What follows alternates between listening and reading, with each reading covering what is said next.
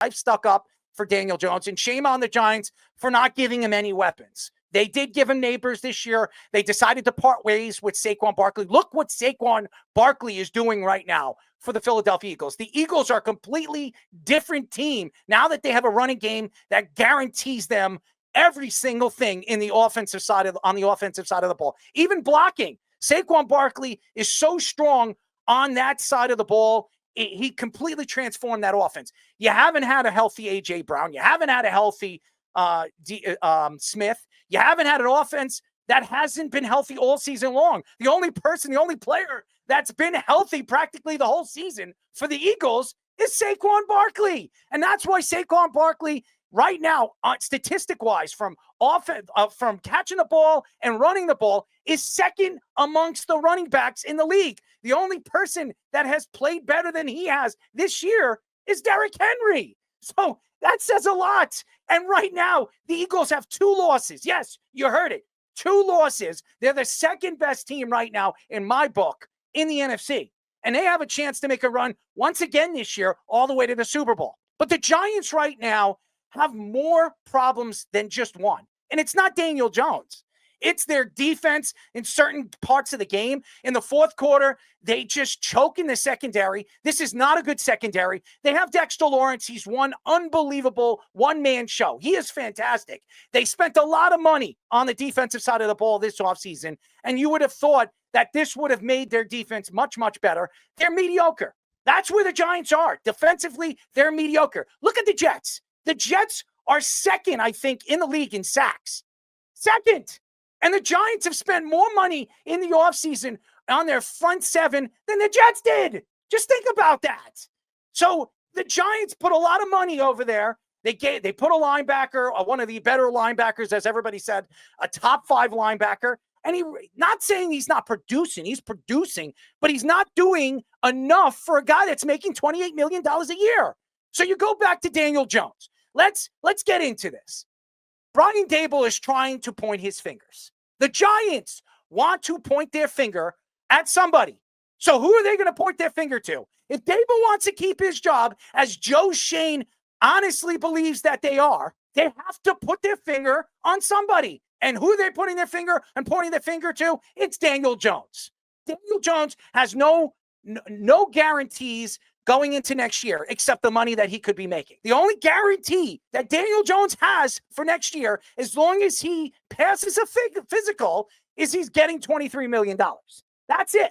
There's no guarantees he'll be a part of the Giants organization next year. And the Giants are going to turn this into a flip-flop in the offseason to try to not give Daniel Jones that $23 million, because if they do, it goes to their cap, which affects them for moving forward and taking that $23 million and investing it into another player, another 2 or 3 players, which they're lacking in so many different areas. And Daniel Jones, no, he has not been a good Giant. And the Giants decided to give him that big contract 2 years ago because of the season they had. And I say they because Saquon Barkley had a lot to do with the success of Daniel Jones. When Daniel Jones had Saquon Barkley, they had a winning record. Now that Daniel Jones doesn't have Saquon Barkley, and I keep hearing about this kid Tracy, he looks like a good player. He's not Saquon Barkley. Stop it, guys. Anybody that's going to go on social media and argue with me, which I've been attacked in many different ways on TikTok and even YouTube by the Giant fans telling me, well, Tracy's having a good year. He might not be Saquon Barkley, but he's putting up numbers that Saquon Barkley would be putting up on the Giants team. No, that's not true. That's ridiculous. To even say that it just says what you really believe to be not true. You guys want to make an excuse on why Saquon Barkley was not signed by Joe Schoen. Mara wasn't happy. Anybody watching Hard Knocks knows that Mara was not happy that he went to the Philadelphia Eagles. He's in the division, and he had to play the Giants twice. Go look at his numbers against the New York Giants. Go look at his numbers all season long. The guy is unbelievable. And to me, Daniel Jones has been smacked around by the New York Giants organization. So now they have to have a guy that they have to drop the hammer on. So they're going to drop it on the quarterback. Not Daboll, because Daboll is expected to come back, as Mara's come out and said multiple times that he expects Joe Schoen to be back and Brian Daboll to be back. Brian Daboll, I don't want to hear it from Giant fans that Brian Daboll was coach of the year a year and a half ago. That was then. This is now. It's what have you done for me now, not lately, now. And what have they done now? Nothing. And to put Tommy DeVito in, it just tells me one thing about Drew Lock. They should have never brought him in. They could have brought any backup quarterback in. They brought Drew Lock in, and they're going to take Tommy DeVito on any other team. Wouldn't have made those teams. Why? Because he's a spark? Because he's got the money and he puts the money sign up? Tommy DeVito, I'm not taking shots at him. I've heard a lot of stories about him. He went to hang out in the Hamptons all summer long. And my friend is a security guard out in the Hamptons and said that Tommy is not a likable person. As a matter of fact, he conned the security to try to bring in his friends because they didn't want to bring him in, or they didn't want him in because there were other big name artists in there and they don't want to put him at risk. So they had to make sure on how many people were going in and how many people were going out. And DeVito was standing out there forcing or telling the security guards, I'm Tommy DeVito. Who the hell is Tommy DeVito? Okay, so to me, Danny Dimes is done with the New York Giants. You would only hope that a team would look at him, and he's a guy that you can bring in as a backup quarterback. You can start to work on him and try to develop his skills. Because, by the way, as much as I thought Brian Daboll was the quarterback whisperer, what he did for Josh Allen, he has not done that. He has not helped any of these quarterbacks. Just think, Tommy DeVito having one good year. What did he throw in the one good game that he had? What was it, 200 yards, 196 yards? That, to me, if you think that's a good football player, that's a good quarterback, that's a good start, then you don't know football. I'm sorry. Tommy DeVito is not the answer for the Giants. And if the Giants think they're going to win games with Tommy DeVito, you're blind. Now, there were stories coming out with Daniel Jones that he's dating this person, Kay, and whatever. I don't care who he's dating. Everybody wants to throw this kid under the bus because of what Joe Shane didn't do for him in the offseason. They gave him Neighbors. Neighbors hasn't stayed healthy all season long. The guy's up and down. He's not 100%. And maybe that's something to do with the LSU wide receivers, because we've seen quite a few LSU wide receivers come out of college. In their first 2 years, they can't stay 100% healthy. Nevertheless, Neighbors is a great weapon. He's still a rookie. They should have brought a veteran player in to play on the other side and given him enough weapons if you weren't going to bring back Saquon Barkley. They didn't do anything for him in the offseason. And again, the tight end position, you bring in a guy from Penn State, Johnson. I think he could be good. It takes 3 to 4 years to develop a tight end to play even at a top level in the NFL. It's shameful. I don't want to hear it from the Giant fans saying that this guy sucks. I'm done with him. I know that's what Fish thinks. I know that what a lot of these different Giant fans that I've spoken to think. He's garbage this. Watch him go to another team and succeed. We've seen quarterbacks do that. And it's all about developing. Look what Sean Payton's doing over there with Bo Nix. Bo Nix is a rookie. Remember, he came into the league at 24 years old. By the end of the season, he's going to be 25. Just think, Daniel Jones right now is what, 27, 28? Bo Nix is only 3 years younger than Daniel Jones, and Daniel Jones has been in the league for 5 years. So think of the opportunity to develop this kid. I still think he has the ability to be a quality quarterback. He's not going to be an elite quarterback, but guess what? We have seen non-elite quarterbacks win Super Bowls. So for anybody to sit here and say that Daniel Jones, he's not worth $40 million, but who is? Go look at the quarterbacks that are at the top level right now in the NFL that are getting paid tens of millions of dollars that shouldn't be getting paid that kind of money. So I think you have to take a step back, Giant fans. You can't always blame it on the quarterback. It has a lot to do with the management up top, ownership, and really the way this team has really been put together in the offseason. Not good at all. This team has maybe a few positions that could probably be amongst the league best. I would think their linebacker could be in the top 10. Obviously, Dexter Lawrence, I think, is the best defensive lineman in football. Their corner play has been horrible. Their safety play, they got a young kid that looks like he could be good. But all in all, they're not a good team, ladies and gentlemen. Not at all. The Giants are 2-8 right now. If the season were to end on Tankathon, NFL Tankathon, they would be drafting 5th.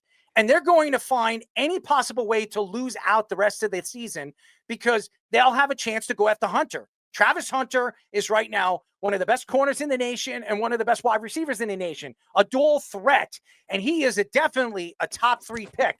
If they believe Shador is going to be a top 3 pick, Hunter could fall to number 3 or even number 4. The Giants want to get into that range where they're going to have a chance to land a guy like Travis Hunter. But I don't know if that's going to happen. Hunter could go 1. He can go 2. He's got an amazing ability, as we've seen right now, and it's not because of the Sanders family. That's for sure. But Aaron, where do you think you think Hunter's going to play both sides of the ball in the NFL? Yes, I do. Yeah. I think he's going to be the first to ever do that. I think he's capable of doing that. I don't know if he's going to play on every single rep. Because right now in college, he's playing like, I think they're saying he's playing about almost 85% of the reps.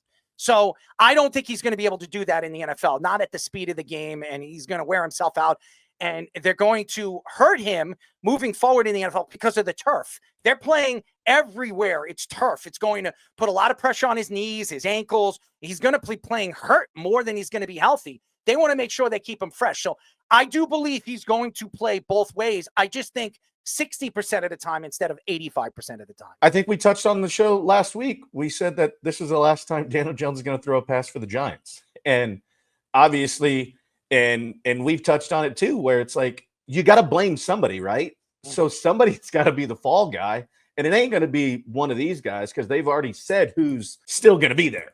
So you got to blame it on somebody. So where do you go? And that's exactly where they went. And obviously he has a little bit of a following and with what he does and Tommy Cutlets, but really like that's not the end all that meets all that. There's so much other stuff that needs to go in towards this team to actually even be successful. But there has to be a fall guy. Speedy, to your point, though, I think, he still can be a trade clip in where it's like, okay, we still can get some value for him, right, and see what we can do there. But I also, at the same time, it's like somebody's going to have to take it right on the chin, and it's obviously him, and with his contract and all the other stuff. So now what do you do? Okay, let's go the other way. We tried it. It worked a couple times. He's been okay, has a good following, but that's not it. And I know Fish probably has so much to go in on this story because that's just who he is. And he's the football guy behind it all. But it just always sucks. There has to be a fall guy. And what are you going to do? It's based on the contract and everything. And just to go into some of the coaches that could look at somebody like Daniel Jones and bring him in, Kyle Shanahan. Now, if the Giants are willing to take on most of that money, maybe the 49ers can bring him in as the backup quarterback to play behind, obviously, Brock Purdy. He can develop him. We saw what Sam Darnold became this year with the Minnesota Vikings. That had a lot to do with Kyle Shanahan. He is a good coach when it comes to that. How about Andy Reid bringing him in as the backup quarterback right behind Patrick Mahomes for a couple of years, giving him a chance to back up one of the better quarterbacks in the league and learn from one of the best offensive minds we've seen in the NFL in about 25 years. I think that's where he needs to go. Ryan Tannehill's a very, possible, I guess, comparison when it comes to what Ryan Tannehill was when he came into the NFL. Remember, he was a wide receiver. I think he played for Texas A&M, yep. Right? And then he was drafted as a quarterback. And he just didn't develop. He really didn't develop in Miami. He goes over there to Tennessee, and he started to develop under a coaching staff that actually knew what his strengths were and what his weaknesses were. I think he needs to go to an organization that has a good coach that's going to sit with him, work with him. Dable, I'm not saying Brian Dable is not a good coach. He understands the X's and O's when it comes to an offensive coordinator and the quarterback position, as we've seen Josh Allen. Look at Josh Allen's throwing arm. When he came into the league, he was throwing sideways. Now he's throwing completely different. And that had a lot to do with Brian Dable and his development and giving Josh Allen all the opportunities become a quality NFL quarterback and one of the top 5 quarterbacks in the last 4 years in the NFL. So I think he needs to go there. I think Daniel Jones has a tremendous ability running outside of the pocket and making throws. He doesn't have that arm like Eli had that he can throw it 60, 70 yards and accurately. He doesn't have that kind of arm, but you don't need that arm anymore. Look at what Russell Wilson's doing right. I can't stand the guy. Okay. But Russell Wilson is not as fast as Daniel Jones outside of the pocket. But what Russell Wilson does very well is when he gets out of the pocket and uses his legs, he can throw those short passes, those deep passes into spots that, the quarterback can put it in the position to make the wide receivers go up there and get the ball. Again, you don't need to be an elite quarterback to be successful in the NFL. You just need to be good and get the ball into the places that those guys, your star wide receivers or your playmakers, can go up there and get the ball. I think Daniel Jones could do that. He just needs to look at what Justin Fields is doing. Justin Fields, before Russell Wilson came back, he was a winning quarterback. I mean, the guy had a winning record. He wasn't elite. He wasn't putting up these ridiculous numbers, but he was making plays, finding a way to win games. Daniel Jones could do that. We've seen that. We've spoken about that. We've heard quarterbacks come out of nowhere. Brad Johnson being one of them. Brad Johnson won a Super Bowl. This guy was a career backup quarterback. What did they do? John Gruden brought him in the middle of the season after injuries, and he took him all the way to the Super Bowl, and they won. It's different. The game's different. It's faster, but there's no doubt in my mind. If you put him in the right position, you give him weapons around him, he can make plays just like Brock Purdy can, just like any of Justin Herbert's doing right now, and everybody. I'm not saying he's Justin Herbert, guys. I'm just saying he can make the plays and help you win.